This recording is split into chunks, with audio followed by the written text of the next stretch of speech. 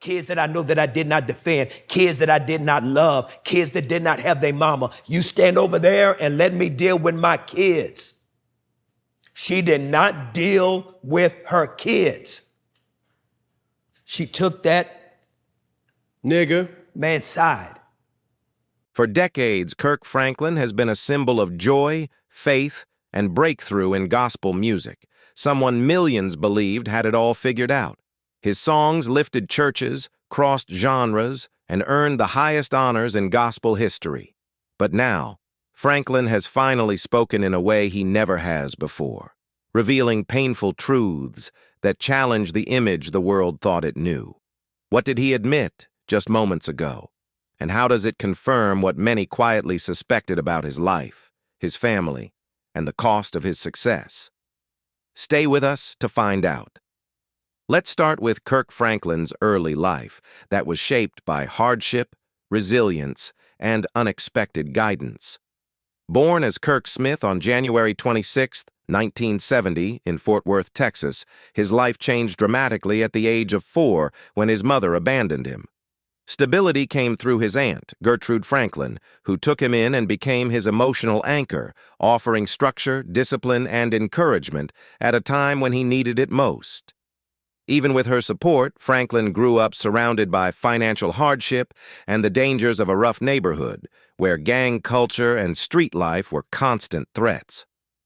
Gertrude worked tirelessly to keep him on a different path, recognizing early on that music could be his way out. She enrolled him in the church choir when he was just 4 years old, where his talent immediately stood out. By 11, Franklin was already directing the adult choir at his church, a remarkable responsibility for someone so young. Yet outside church walls, he struggled with rebellion and the pull of his environment. That tension came to a breaking point at 15, when he witnessed the fatal shooting of a close friend, a moment that forced him to confront how fragile his future truly was. His turning point came through deeper involvement in church music. Franklin joined the gospel group The Humble Hearts, recording original songs that caught the attention of Milton Bigham, director of the Georgia Mass Choir. Impressed, Bigham later offered Franklin the chance to lead the DFW Mass Choir, where one of his songs, Every Day with Jesus, was recorded. That exposure led to a major breakthrough in 1990 when Franklin performed at the Gospel Music Workshop of America convention at just 20 years old. By 1992, determined to control his own vision, Franklin founded his own group, The Family, and signed with Gospel-Centric Records. In 1993, Kirk Franklin reached a turning point with the release of Kirk Franklin and the Family.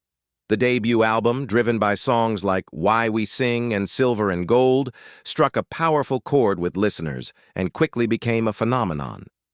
In just 42 weeks, it went platinum on the Billboard Top Gospel Albums chart, firmly establishing Franklin as a major new voice in gospel music and proving his rare ability to connect with a wide audience. That success was no accident. While many gospel artists struggled to break beyond church walls, Franklin did the opposite. By blending traditional gospel with hip-hop and R&B influences, he attracted younger listeners and people who had never considered themselves gospel fans. His sound was bold, modern, and deeply emotional, exactly what the genre hadn't seen before. Rather than slow down, Franklin pushed even further. Albums like the New Nation Project, What You're Looking For, and later, Hero expanded his reach and refined his voice. What You're Looking For, 1996, marked a major leap, earning Grammy recognition and solidifying his reputation as a trailblazer. The New Nation Project followed with hits like Lean on Me and Revolution, blending personal struggles with messages of faith and resilience. By the early 2000s, Franklin had fully defined his lane. The rebirth of Kirk Franklin, 2002, and Hero, 2005, delivered some of his most enduring songs, including Hosanna, Looking for You, and Imagine Me. Though critics from traditional gospel circles remained skeptical, his impact was undeniable. His later work, including Hello, Fear, 2011, showed a mature artist unafraid to confront fear, pain, and social realities through faith-driven music. Over time, Kirk Franklin became one of the most decorated artists in gospel history. He holds the record for the most Grammy Awards in the genre, along with countless Dove and Stellar Awards. With millions of records sold and decades of radio dominance, Franklin didn't just succeed. He changed gospel music, opening its doors to an entirely new generation, life struggles and personal challenges amidst fame. Behind the accolades, Franklin's private life carried its own weight. Even at the height of his success, he faced deeply personal struggles, most notably a battle with pornography addiction, an issue he confronted openly in his autobiography Church Boy. At the center of that journey was his marriage to Tammy Collins, a longtime friend who became his wife in 1996. Together, they blended families. Franklin brought his son Carrion from a previous relationship with Kimberly Williamson, while Tammy brought her young daughter Carrington. They later welcomed 3 more children, including Kennedy in 1997 and Keziah in 2000. Kennedy would go on to pursue music herself, performing and recording alongside her father, while Keziah also showed early creative interests. The strain of addiction tested Franklin's faith in marriage, fueling rumors and public speculation. Yet, he consistently maintained his commitment to Tammy, choosing transparency over denial. Counseling, shared faith, and a determination to protect their family became the tools they leaned on. By speaking candidly about his failures, Franklin offered a rare portrait of vulnerability, one that resonated with fans who saw their own struggles reflected in his honesty. Through perseverance and support, the couple emerged stronger, with Tammy remaining a steady pillar in Franklin's life as he continued to balance personal healing with a far-reaching musical legacy. Health issues surmounted by Kirk Franklin. On stage, Franklin radiates energy, jumping, dancing, and driving crowds into motion. Off-stage, however, his health story has been far more complicated. For much of his career, he has lived with chronic pain, a condition he has spoken about openly in recent years. The relentless travel, long rehearsals, and physically demanding performances only intensified the strain, forcing him to learn how to balance his calling with the limits of his body. That tension came to a dramatic head on November 1st, 1996.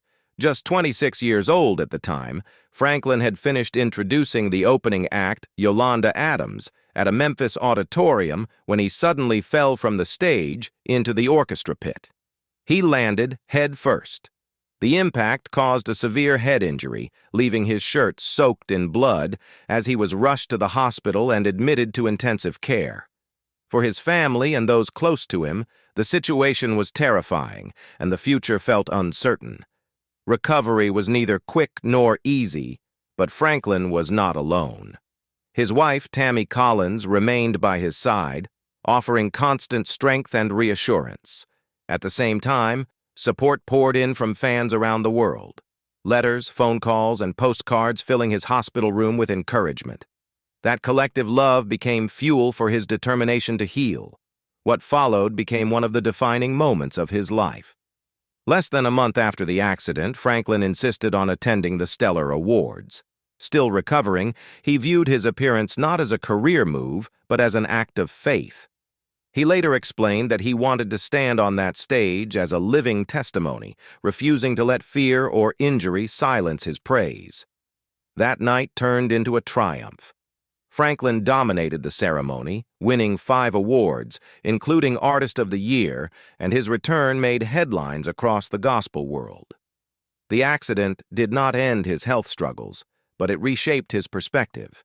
Perseverance, discipline, and faith became daily practices rather than abstract ideals. Over time, his resilience in the face of pain only deepened the bond between him and his audience, solidifying his reputation not just as a performer, but as a survivor. Beyond music, Franklin channeled that same resolve into service. In 1997, he founded the Kirk Franklin Foundation, focused on providing underprivileged individuals with access to music education, mentorship, and creative opportunities. He also lent his support to organizations such as Feed the Children and Compassion, extending his reach far beyond the stage. A moment of scandals and public scrutiny. Even as his influence and achievements continued to grow, Kirk Franklin was not spared moments of controversy. His career, celebrated for its spiritual impact and musical innovation, has at times collided with the harsh glare of public judgment, reminding audiences that personal struggles do not disappear with success. One of the most painful episodes surfaced in 2021 when a private argument between Franklin and his estranged son, Carry-On, was secretly recorded and leaked to the public. The audio, filled with anger, profanity, and raw emotion, spread rapidly online. For many listeners, especially within the Christian community that had long viewed Franklin as a moral and spiritual leader, the recording was shocking and deeply unsettling. The situation intensified when Carry-On publicly accused his father of physical and verbal abuse during his childhood. Those claims introduced a heavier, more complex dimension to what had initially appeared to be a family dispute. As the controversy grew, Franklin responded with a public apology. He acknowledged the pain behind the recording, expressed regret that such a private moment had become public, and spoke candidly about the fractured relationship he shared with his son. Rather than deflecting responsibility, he admitted that their bond had long been marked by unresolved hurt and emotional distance. In the months that followed, both father and son made visible efforts toward reconciliation. Though their journey remained far from simple, they signaled a willingness to confront the past and work toward healing, privately and, at times, in the public eye. Yet while the conflict with Carry-On dominated headlines, it was only part of a deeper story. Behind the scenes, Franklin was also confronting a lifelong wound that few truly understood. Raised without a father, he had spent much of his life wrestling with questions about identity, abandonment, and belonging. That unresolved absence shaped many of his emotional struggles, influencing how he navigated relationships, fatherhood, and conflict. In that light, the scandal was not merely a fall from grace, but a moment when long-buried pain surfaced, forcing a reckoning that fame could no longer shield him from. Kirk Franklin's dream to meet his father comes true at 53. In the deeply personal documentary Father's Day, a Kirk Franklin story, Gospel Icon. Kirk Franklin invites viewers into one of the most vulnerable chapters of his life. The film traces his emotional search for his biological father while also confronting the fractured relationship with his estranged son, two stories bound together by absence, pain, and the longing for reconciliation. The documentary opens by revisiting Franklin's early childhood, a period defined by loneliness. At just 4 years old, he was adopted by a distant relative, Gertrude, who was 64 at the time. With no siblings and little extended family, his upbringing was quiet and isolating. Franklin reflects candidly on that reality. There was never a time I didn't know I was adopted. It was always a framework of who I was, he says. I was raised alone. It was horrible. As the story unfolds, the film offers an unfiltered look at the emotional fractures that shaped him, his strained relationship with his mother, the generational wounds that followed him into adulthood, and the conflict with his own son. Interwoven throughout is the creative process behind his album Father's Day, released October 6th, featuring songs such as Try Love and All Things, which mirror the documentary's themes of forgiveness and identity. During production, long-buried questions resurfaced. After the funeral of his aunt, an event Franklin chose not to attend because his estranged mother would be there, whom he had not seen in 23 years, rumors began circulating about the identity of his biological father. At the funeral, A man who had once dated his mother was mentioned as a possible candidate, reigniting speculation that quickly spread. Those rumors eventually reached Franklin's mother, who contacted him to deny the claims. At the same time, the man named in the speculation offered to take a DNA test, hoping to put the questions to rest. What followed would change Franklin's understanding of his own history.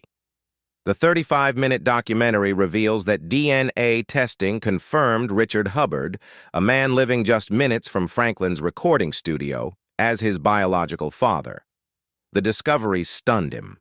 For years, Franklin had believed that Dwight Allen, who died in 2020, was his father. "I buried the man I thought was my father," Franklin explains. "I flew to Houston and made peace with him after receiving an anonymous phone call in 2017, informing me he was dying of cancer." When the DNA results came back 99.9% positive, Franklin's response was raw and anguished. "This man is my father? My mama lied to me again?" he cried, overwhelmed by the weight of the revelation. The truth reopened lifelong wounds. "I struggled with love, intimacy, faith, identity, and to know that the answer was less than 10 minutes away. All I ever wanted was a dad." In the aftermath of the revelation, Kirk Franklin chose to confront the truth directly. For the documentary, he met with his birth mother and presented the DNA results. She rejected the findings and requested a second test, which again confirmed Richard Hubbard as his biological father. The film then captures Franklin's first meeting with Hubbard, an encounter marked by shock and restraint. Despite decades of unanswered questions, Franklin expressed no anger toward the man who never knew he had a son, while Hubbard was equally stunned by the discovery. The moment forced Franklin to confront how close he had unknowingly been to having a father. "He didn't know he had a son, and I didn't even know I had a father that close. I was that close to having a daddy," he said. "I wanted a daddy so bad. Who am I? Because I have only known me broken." He also struggled with how the truth stayed hidden in a tight-knit community. "This little baby got dropped in a neighborhood where everybody knew everybody. Yet I was never told who my real father was." That breakthrough extended to his estranged son, Carrion. The documentary shows how sharing the news of a newly discovered grandfather opened a small but meaningful path toward healing after their very public conflict. "My son is a beautiful soul," Franklin said later. "There are parts of his life that are his to share. I'm just very proud that I'm seeing him in his own way." He added that as Carrion continues to seek help, he's going to help so many. He has me and now his grandfather who will be there to help in any way we can. At its heart, the project carries a message beyond Franklin himself. "I would say to anyone who's lived in a history of trauma like I have, I just want to remind you that you deserve so much more," he shared. Paired with his album Father's Day, the documentary reflects a man still healing, proving that even with a lasting legacy, growth and reconciliation remain possible.